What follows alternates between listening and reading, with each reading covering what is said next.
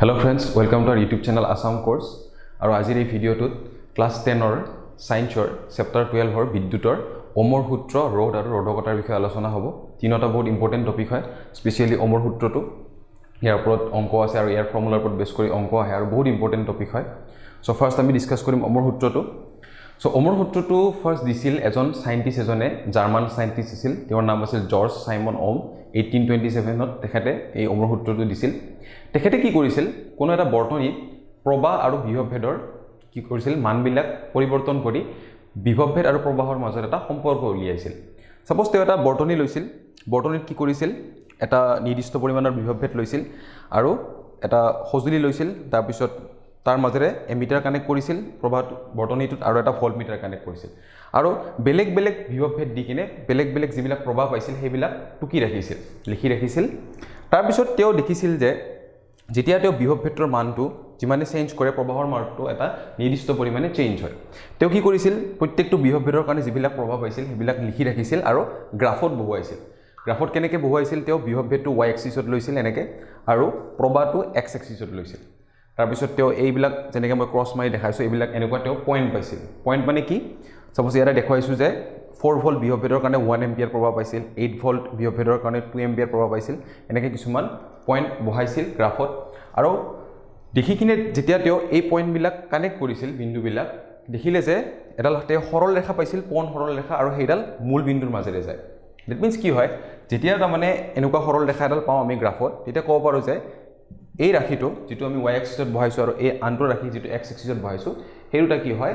এটাই আনটোৰ পৰস্পৰ সমানুপাতিক। সমানুপাতিক মানে কি, এটা যদি বঢ়াও সেই নিৰ্দিষ্ট অনুপাতে সেইটোও সমানে বাঢ়িব। চ' সেইকাৰণে আমি কি পাইছোঁ, পোন সৰল ৰেখা পাইছোঁ।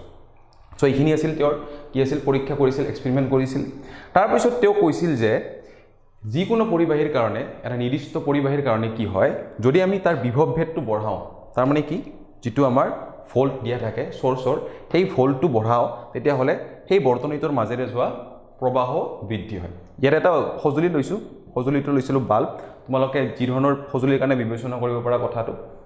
চ' কি হয়, যেতিয়া আমি বিভৱভেদ ভৰাওঁ বৰ্তনীটোৰ মাজৰ প্ৰবাহ বাঢ়ে। আৰু ইয়াৰ আগৰ লেকচাৰত বিভৱভেদৰ কথা আলোচনা হৈছে। বিভৱভেদ মানে কি, বিদ্যুৎ চাপৰ পাৰ্থক্য। দুটা বিন্দুৰ মাজৰ বিভৱভেদ কি, সেই দুটা বিন্দুৰ মাজৰ বিদ্যুৎ চাপৰ পাৰ্থক্য। যিমানে বিদ্যুৎ চাপ বেছি হ'ব, বিভৱভেদ বেছি হ'ব, সেই দুটাৰ মাজেৰে যোৱা প্ৰবাহ সিমান বেছি হ'ব। এই কথাটো তেওঁ এই পৰীক্ষাটোৰ দ্বাৰা কৈছিল। আৰু অমৰ এটা সূত্ৰ দিছিল। সূত্ৰটোক তেওঁ কি দিছিল, উষ্ণতা স্থিৰে থকা অৱস্থাত বৰ্তনীত সংযোজিত পৰিবাহী এডালৰ দুই মূৰৰ মাজৰ বিভৱভেদ, দুই মূৰৰ মাজৰ পদটো ৰৈ গৈছে, দুই মূৰৰ মাজৰ বিভৱভেদ ভি তাঁৰডালৰ মাজেৰে যোৱা প্ৰবাহৰ সমানুপাতিক। প্ৰবাহৰ সমানুপাতিক ডেট মিনছ কি হয়, অৰ্থাৎ ভি সমানুপাতিক আই। সমানুপাতিকক এনেকৈ বুজোৱা হয়, সমানুপাতিক মানে কি, সাপোজ এ সমানুপাতিক বি, তাৰমানে যদি আমি এটো বঢ়াওঁ বিটোও বাঢ়িব, সমান পৰিমাণে বাঢ়িব। যদি এটো কমাওঁ সেই নিৰ্দিষ্ট পৰিমাণে কি কৰিব, বিটোও কমিব। চ' সমানুপাতিকৰ অৰ্থ এইটোৱে। চ' অৰ্থাৎ ভি সমানুপাতিক আই, তেওঁ এইটো সম্পৰ্কটো দিছিল বিভৱভেদ আৰু প্ৰবাহৰ মাজত। এতিয়া চোৱা, যেতিয়াই দুটা বস্তু সমানুপাতিক হয় তেতিয়াহ'লে কি হয়, তাহাঁতক সমান কৰিব পাৰি, এ সমান বি কৰিব পাৰি, কিন্তু ইয়াতে এটা কি হয়, ধ্ৰুৱক এটা আহি পূৰণ হয়। চ' ইয়াতেও আমি সেইটো কামেই কৰিম। চ' কি হয়, ভি সমানুপাতিক আই মানে ভি ইকুৱেল টু আই, আৰু ইয়াতে এটা সমানুপাতিক ধ্ৰুৱক আহে আৰ। এই আৰটোক কি বুলি কোৱা হয়, সমানুপাতিক ধ্ৰুৱক। আৰু আৰটোকেই, এই আৰটোৰে নাম হৈছে ৰোধ। চ' এইটো কথা লিখি ল'ব পাৰি যে আৰ হৈছে কি, সমানুপাতিক ধ্ৰুৱক। ইয়াতে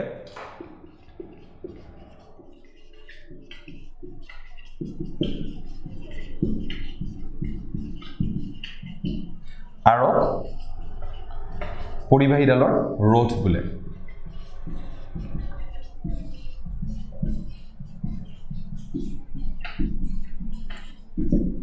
চ' ধ্ৰুৱক মানে কি,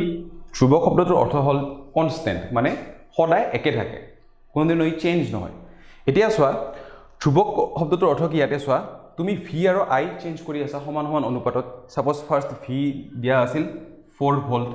হয়নে, ইয়াৰ কাৰণে প্ৰভাৱ পালোঁ কি 1 এম্পিয়াৰ। চ' এইটো ক্ষেত্ৰত ৰোধ কিমান হ'ব, ৰোধটো যদি উলিয়াওঁ, আৰৰ মানটো যদি ইয়াৰ পৰা উলিয়াওঁ, আৰৰ মান কি হ'ব চোৱা, V equal to I R, হয় নে নহয়। যদি আৰৰ মান উলিয়াওঁ ডেট মিনছ ভি বাই আই, আইটো ইফালে গ'লে হৰণ হ'ব। চ' 4ৰ ভিৰ জেগাত যদি 4 ভোল্ট দিওঁ, আইৰ জেগাত যদি 1 এম্পিয়াৰ দিওঁ, আৰ কিমান পাম 4 চোৱা ৰোধৰ একক এটা আছে ৰোধৰ একক হৈছে ওম লিখিব পাৰা ৰোধৰ এসআই একক এটো গ্ৰীক আখৰ ওম বুলি কোৱা হয় ইয়া সো ইয়াতে কি পালো ৰোধ কিমান পালো 4 ওম নেক্সট চোৱা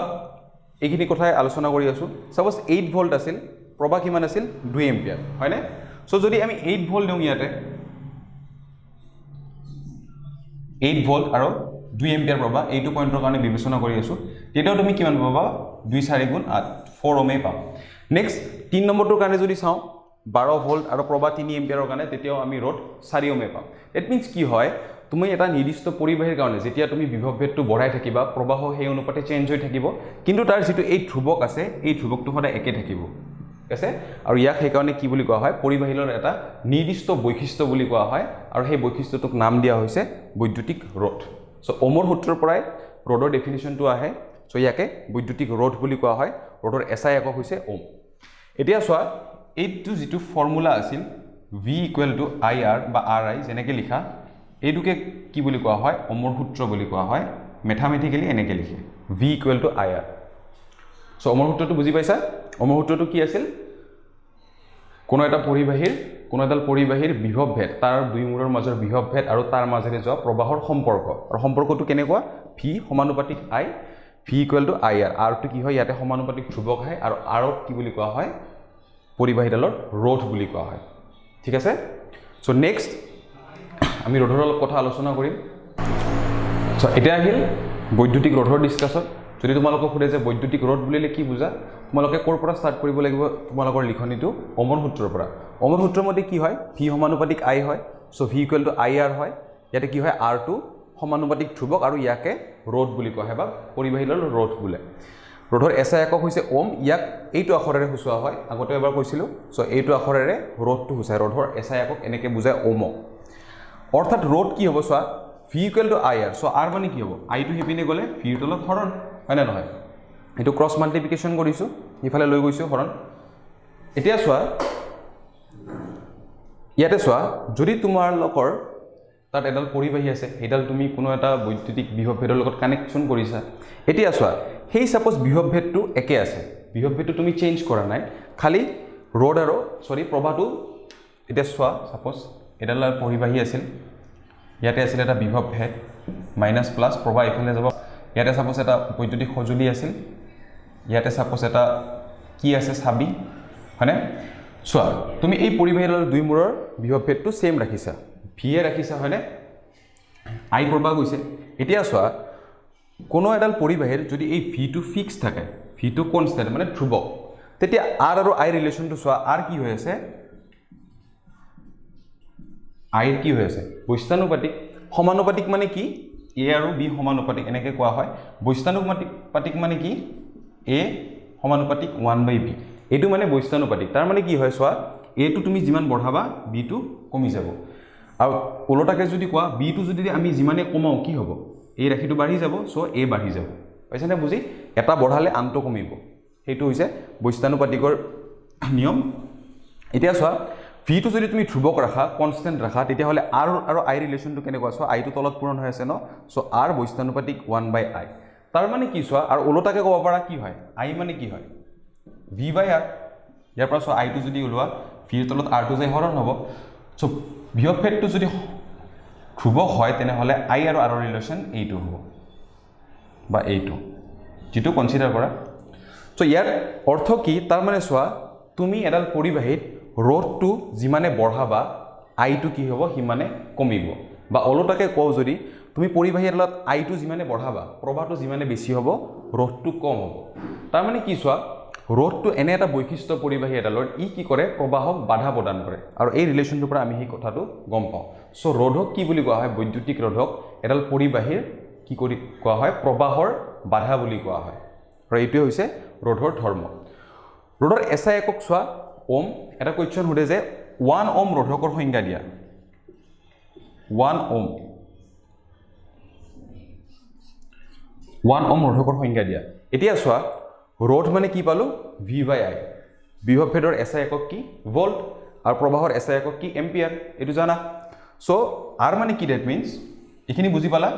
পৰিবাহীক কি বুলি ৰোধক কি বুলি কোৱা হয় পৰিবাহী এডালৰ প্ৰবাহৰ বাধা বুলি কোৱা হয় এইখিনি ক্লিয়াৰ হ'ল এইটো ৰিলেচনৰ পৰা এতিয়া চোৱা আৰৰ ৰোধৰ এছআই একক কি ওম সো ওম পাব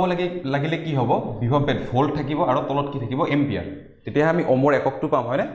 সো এতিয়া চোৱা যদি আমি 1 ওম ৰোধ পাব লাগে কোনোবা এডাল পৰিবাহীৰ 1 ওম ৰোধ পাব লাগে তাৰ মানে কি হ'ব 1 ওম ৰোধ পাব লাগিলে সেই পৰিবাহীডালৰ দুই মূৰৰ বিভৱ ভেদ কিমান হ'ব লাগিব 1 ভোল্ট আৰু তাৰ মাজেৰে কিমান প্ৰবাহ যাব লাগিব 1 এম্পিয়াৰ সো 1 ওম ৰোধৰ সংখ্যা কেনেকৈ দিয়া হয় কোনো এডাল পৰিবাহীৰ দুই মূৰৰ মাজৰ বিভৱ ভেদ যদি 1 ভোল্ট হয় আৰু তাৰ মাজেৰে যোৱা প্ৰবাহ যদি 1 এম্পিয়াৰ হয় তেন্তে পৰিবাহীডালৰ ৰোধ হ'ব 1 ওম সংখ্যাটো লিখিম এতিয়া 1 ওমৰ সো 1 ওমৰ সংখ্যা কি হ'ব যদি পৰিবাহী এডালৰ দুই মূৰৰ বিভৱ ভেদ 1 ভোল্ট হয় আৰু তাৰ মাজেৰে যোৱা প্ৰবাহ যদি 1 এম্পিয়াৰ হয় তেন্তে পৰিবাহীডালৰ ৰোধ হ'ব 1 ওম অৰ্থাৎ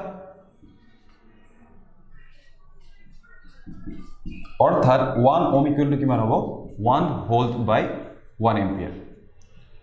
এইটো কুৱেশ্যন সুধে কেতিয়াবা সো এইটো মনত ৰাখিবা হ'ব সো ৰোধ আৰু ওমৰ সূত্ৰ আৰু ৰোধৰ ডিছকাশ্যন এইখিনিতে শেষ হ'ল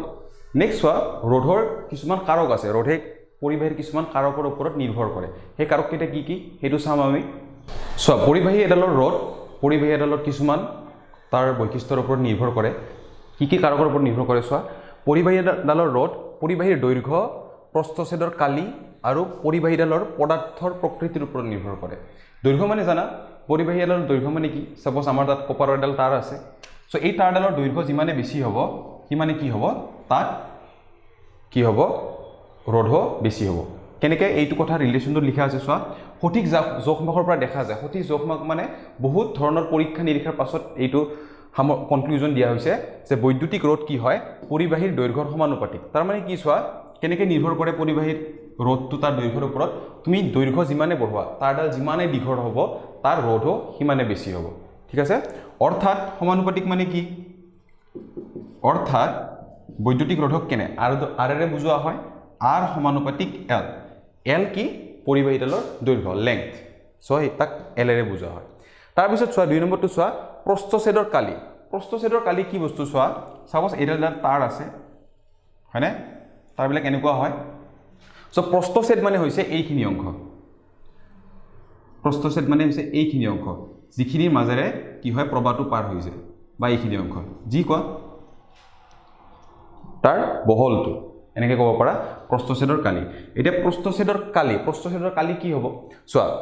আমাৰ তাতে যিবিলাক আমাৰ ঘৰত বা দৈনন্দিন জীৱনত যিবিলাক পৰিবাহী ইউজ কৰি কি হয় এইবিলাক গোল হয় হয়নে নহয় বৃত্তাকাৰ হয় তাৰ প্ৰস্থচ্ছেদটো সো কি হয় প্ৰস্থচ্ছেদৰ কালি কি হয় পাই আৰ স্কয়াৰ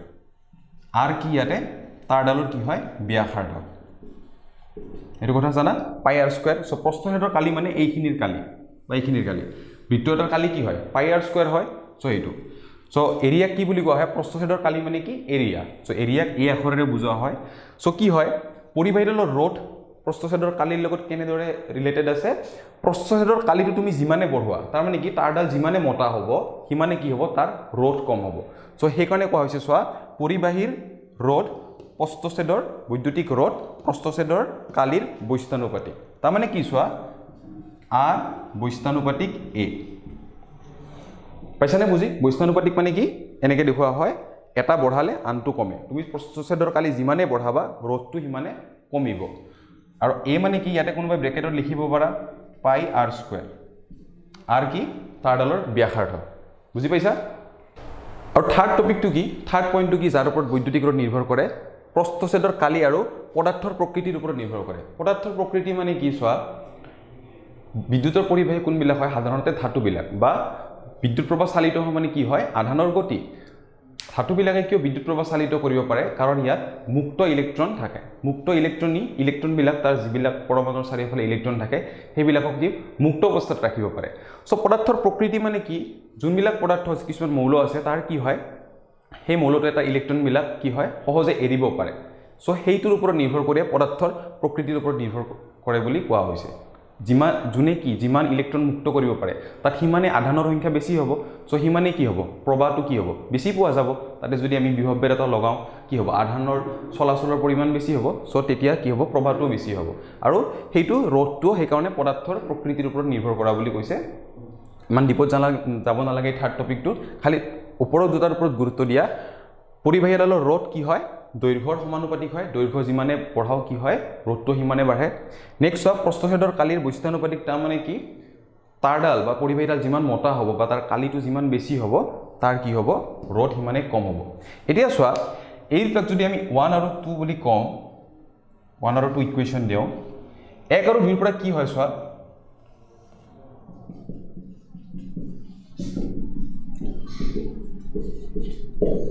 চোৱা ৰ'দটো এলৰ সমানুপাতিক ৰ'দটো এৰ বৈস্থানুপাতিক সো 1 আৰু 2 লগ লগাই আমি কি লিখিব পাৰো আৰ এলৰ সমানুপাতিক এৰ বৈস্থানুপাতিক তাৰমানে চোৱা এলটো ওপৰত আছে এটো তলত আছে সো এৰ বৈস্থানুপাতিক এলৰ সমানুপাতিক হল এতিয়া চোৱা সমানুপাতিক চিন আছে সো দুটা ৰাখি আমি সমান কৰিব পাৰিম সমান কৰিলে কি হয় এটা ধ্ৰুৱক আহিব ইয়াতে পূৰণ হয় সো এই ধ্ৰুৱকটো হৈছে ৰ কেনেকৈ লিখে পি যেনেকৈ লিখে তাৰে ওলোটাকে অলপমান বেকাকে এটো হৈছে ৰ বুলি কোৱা হয় আৰু ৰ হৈছে এটো কি হৈছে ইয়াতে সমানুপাতিক ধ্ৰুৱক ৰ হৈছে সমানুপাতিক ধ্ৰুৱক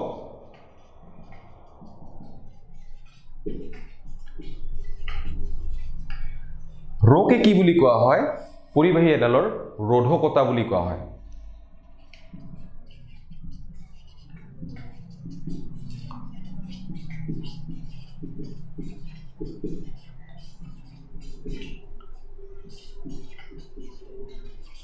যেটো আমাৰ ভিডিও টপিক আছিল অমৰসূত্ৰ ৰোধ আৰু ৰোধকতা সো এই ৰোধকতাটো এই আৰৰ যিবিলাক কাৰকৰ ওপৰত নিৰ্ভৰ কৰে সেই ডিসকাশনটো পৰাই লাষ্টত আমি ৰোৰ ৰোটো কি বস্তু আমি হেতু বুজিব পাৰো সো ৰোক কি বুলি কোৱা হয় সমানুপাতিক ধ্ৰুৱক বুলি কোৱা হয় এতিয়া অমৰসূত্ৰ বুজাওতে কৈছো যে সমানুপাতিক ধ্ৰুৱক মানে কি সদায় একে থাকে তাৰ মানে কি চোৱা কিবাডাল পৰিবাহীৰ এটা নিৰ্দিষ্ট পৰিমাণৰ ৰোধ আছে তাৰ এটা নিৰ্দিষ্ট পৰিমাণৰ দৈৰ্ঘ্য আছে লেংথ আৰু তাৰ এটা নিৰ্দিষ্ট পৰিমাণৰ প্ৰস্থচ্ছেদৰ কালি আছে সো এই তিনিটা বস্তুৰ ক্ষেত্ৰত তাৰ এই ৰোধটো ধ্ৰুৱক হ'ব এডাল পৰিবাহীৰ কাৰণে সো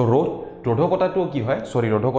ৰোধকতাটো কি হয় পৰিবাহী এডালৰ নিৰ্দিষ্ট বৈশিষ্ট্য আৰু এইটো তোমালোকে ফৰ্মুলা হিচাপে মনত ৰাখিব লাগিব